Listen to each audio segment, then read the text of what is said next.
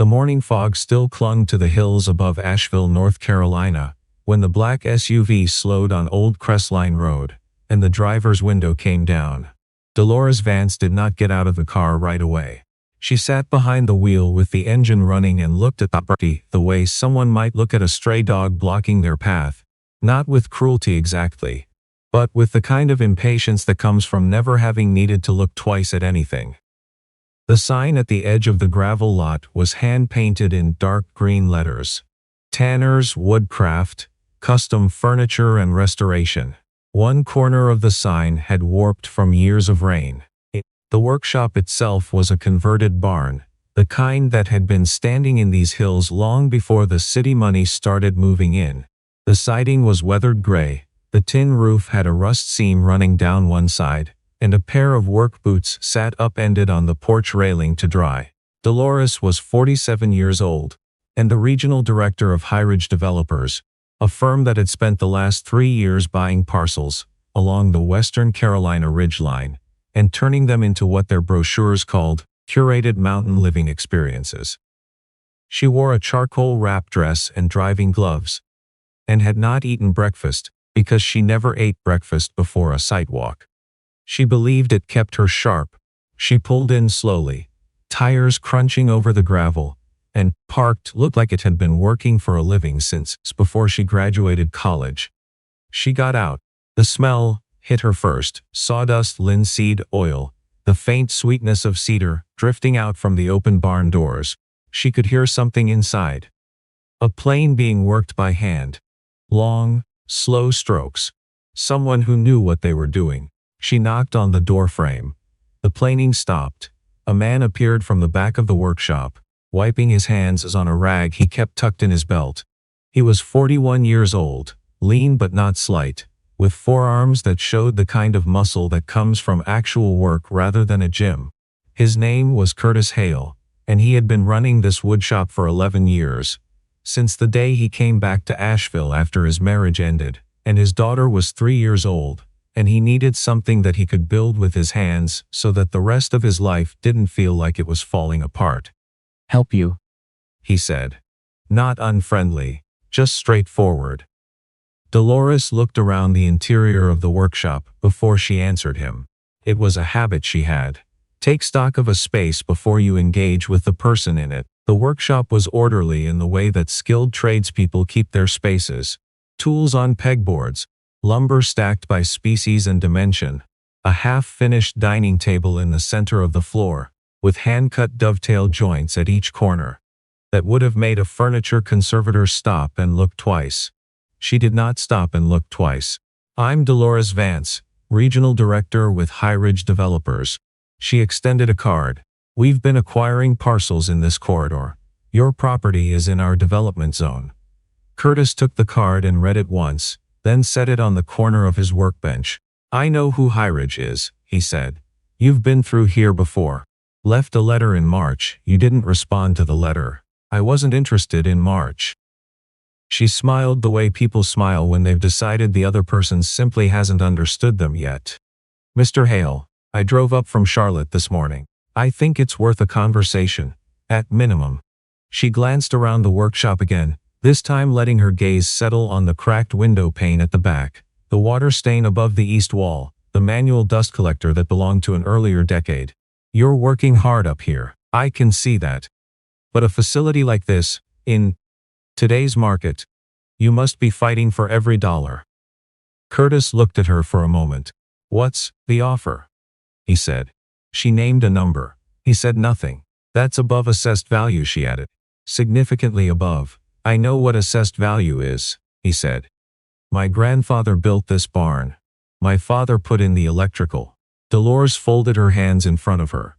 She had dealt with sentimental sellers before. There was always a grandfather. There was always something the father had built. She had learned that the trick was to let them say it, acknowledge it gently, and then bring them back to the reality of carrying costs and market timing, and what the land would be worth in 5 years after Heirloom finished the surrounding parcels. "That history means something," she said, in the tone she used for sentimentality. "It really does. But Mr. Hale, can I be honest with you? A barn workshop on 2.5 acres, this far from town, with the road conditions on Crestline. She paused and tilted her head slightly, as if choosing her words carefully. It's not a sustainable business model for the long term. I'm sure you know that better than I do. She said it kindly. That was the thing about Dolores. She was never rude in a way that could be called rude. She had a gift for making a person feel small while maintaining perfect deniability. From somewhere behind the workbench, a sound, small feet on the wooden floor. A girl came around the corner, maybe 7 or 8 years old, with her father's dark eyes and sawdust in her hair. She was carrying a small wooden animal, a rabbit by the shape of it, sanded smooth and painted the color of a honey oak. And she looked at the visitor the way children look at strangers who show up in familiar spaces, carefully, without apology. "Dad," she said. "I finished the ears." Curtis Hale's face changed. Not dramatically, but anyone who had been watching him carefully, and Dolores had been watching, would have seen something in his shoulders release. "Let me see," he said. The girl held up the rabbit. He took it, turned it in his hands, ran his thumb along the joint where the ears met the head. "You undercut it a little on the left side," he said. "But the shape is good. Really good, Penny." Penny, whose full name was Penelope Hale, and who had been spending her summer mornings in the workshop since she was old enough to wear safety glasses, beamed at him. Then she looked at the woman in the charcoal dress. "Are you buying something?" Penny asked. Dolores blinked. No. I'm here for business." "Dad makes the best stuff," Penny said, with the confidence of someone who has not yet learned to hedge. Mrs. Calloway down the road cried when he finished her hutch. Actually cried. Curtis put his hand briefly on the top of his daughter's head. "Go finish the other side of that ear," he said. "I'll be back in a few minutes." Penny studied the woman for one more second, the way children do when they're trying to figure out whether to trust someone, and then disappeared back around the workbench. The workshop was quiet again. Dolores recalibrated. She had not expected a child. It shouldn't have changed anything about the conversation, and professionally it didn't. But there was something about the airs between them, father and daughter in this worn cedar-smelling space, that made her feel, for just a moment, like she had walked into something she hadn't been invited to. She put it aside. "The offer stands through the end of the month," she said. "After that, we'll be working with the parcels on either side of you. And I can't guarantee the same number." "I understand," Curtis said. He picked up the card from the workbench and held it out to her. "I'll keep this." She took it back. It was not how that was supposed to go. She drove back down Crestline Road with both hands on the wheel and the radio off, running the numbers in her head, and thinking about how to frame the conversation in her report to corporate. Seller emotionally attached, may require additional engagement. She'd seen it before. The attachment always broke eventually. It just required the right kind of pressure applied at the right moment. She did not think about the rabbit with the ears. She did not think about the girl who made it. 3 weeks passed. The parcel on the south side of Tanner's Woodcraft was acquired and cleared. Curtis could see the surveying equipment from his workshop window. He watched the orange tape go up around the tree line without comment. He had a commission due. A library wall unit for a family in Weaverville. 600 board feet of white oak. The kind of job that took 8 weeks start to finish, and required exactly the kind of patience and precision that Curtis had been building into himself since his ex-wife left, and he realized that the only things he could control were the things he made. He worked. He picked Penny up from day camp at 4. He cooked dinner, usually something simple. Pasta, chicken, once a week, something he learned from the YouTube channel of a chef in New Orleans he admired. He read to Penny at bedtime. He went back to the workshop for another hour or two after she fell asleep. This was his life. He had stopped apologizing for its smallness to people who expected him to want more. On a Tuesday in late July, his phone rang while he was gluing up a panel. He answered on speaker. Who ran the auction house on Lexington Avenue in Asheville. Martin was 70 years old, and had the energy of a man half his age and the vocabulary of someone who had spent 40 years around beautiful things. "Curtis," Martin said without preamble. "I have a situation." I need you to come down here today if you can. I've got a glue-up going. I know you've got a glue-up going. You always have a glue-up going. This is important. A client brought in a piece this morning that I think is a Stickley. Not a reproduction, the real thing. And it's in bad shape. Curtis was quiet for a moment. The Stickley brothers, Gustav and Leopold, had built furniture in upstate New York at the turn of the 20th century that was still, 120 years later, some of the finest American craft ever produced. A genuine early Stickley in bad shape was not a problem. How bad, he said. The right corbel is detached. There's a failed joint at the rear leg. Someone at some point tried to repair it with construction adhesive, which, Martin made a sound of genuine distress. Come see for yourself. Curtis pulled Penny from camp 2 hours early. She sat in the passenger seat of the pickup eating a granola bar, and asked him twice about the piece and what a corbel was, and whether Stickley was a person or a company.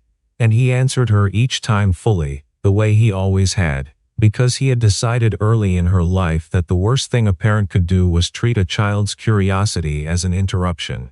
It's a person, he said. Well, a family. They believe that if you were going to make something, you should make it to last. Not to look like it lasted. Actually last. Like what you do, Penny said. Like what I try to do, Curtis said. The auction house was a converted storefront on Lexington, narrow and deep, with display cases along the walls and folding chairs stacked in the back for sale days. Martin met them at the door, and led them to a side room where the piece sat under fluorescent lights on a padded table. It was a library table, quarter-sawn white oak, with the medullary rays showing in long silver ribbons across the surface. Mortise and tenon construction throughout, with the hand-hammered copper hardware that was the Stickley hallmark, even damaged. The detached corbel, the blown rear joint, the finish worn through to raw wood in several places. It had a presence that newer furniture simply did not have.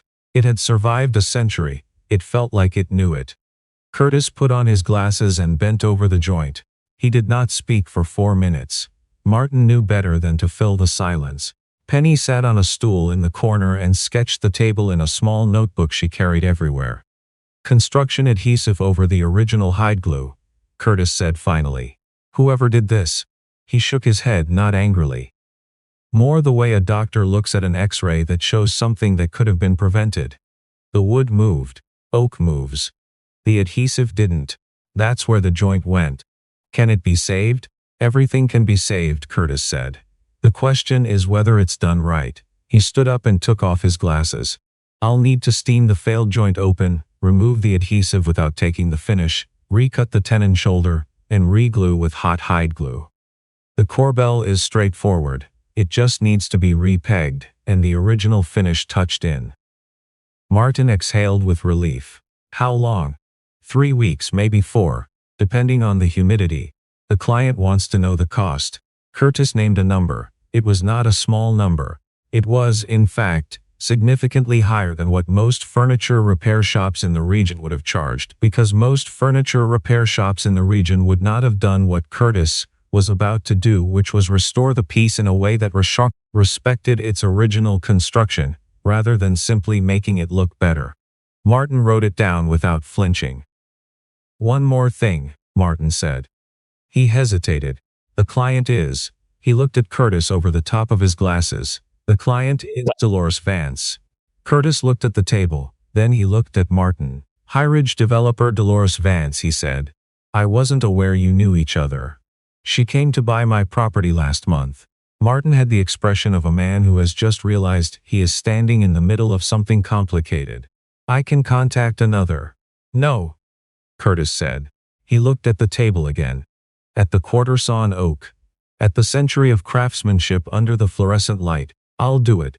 Dolores Vance received the estimate by email on a Wednesday morning, and sat with it for a long moment before she called Martin Edelstein. This number, she said. Curtis Hale is the best furniture conservator in Western Carolina, Martin said with the patience of someone who has explained this before. He's one of perhaps a dozen people in the entire country who can do what needs to be done to this table. He's a barn workshop on Crestline Road. He's a barn workshop on Crestline Road. Martin agreed pleasantly. That has restored pieces for the Biltmore collection, the Mint Museum, and 3 private clients whose names I'm not at liberty to share. Yes or no? Dolores authorized the estimate. She told herself it was simply a transaction. She did not connect it, consciously, to the gravel lot and the hand-painted sign and the little girl with sawdust in her hair. 2 weeks into the restoration, Martin called her. Curtis would like you to come see the piece, he said. He's at a decision point on the finish and wants the client present. Dolores drove up to Asheville on a Friday afternoon. Martin let her in through the side entrance and led her to the workroom where the table had been moved to a better light source. A high north-facing window that washed the surface in clean, even daylight. Curtis was there. He'd been working. He nodded when she came in, then stepped aside so she could see. The table was not finished, but the rear joint had been reopened, recut, and re-glued, and it sat now with the clamping blocks still in place. Everything aligned with a precision that made the original look right in a way it hadn't in years. The corbel was repegged. The wood was clean. Under the north light, the medullary rays in the quarter-sawn oak ran like rivers. Dolores stood in front of it. She did not say anything for a moment. The finish is my decision point, Curtis said. He kept his voice professional. Whatever was between them about the property, he had left outside. The original is shellac, probably a 3-pound cut applied around 1905. I can match it exactly, same formulation, applied the way it would have been done then. Or I can use a modern finish that's more durable. The original look, either way. But the approach is different. What's the difference? In 100 years, he said, someone will be able to reverse what I did with the original approach. Steam it apart, start again. The modern finish, that option closes. Dolores looked at the table. Something shifted in her, very slightly. The way it shifts when you are in the presence of a thing that has outlasted everything around it and you feel for the first time what that actually means. Original approach, she said. Curtis nodded. Takes longer. I'm not in a hurry. She paused. For this. He turned back to the table. He ran his hand along the re-glued joint, not to check it. He knew it was good, but in the way that craftspeople sometimes touch their work, because the conversation between their hands and the wood is how they think. You do this for the Biltmore? She said. Twice. A settee and a blanket chest. She looked at him directly for the first time that afternoon. Martin said you're the best in the state. Martin says things. He doesn't say things he doesn't mean. I've known him for 12 years. Curtis said nothing. He picked up a piece of 400 grit paper and folded it into quarters. Dolores walked slowly around the table.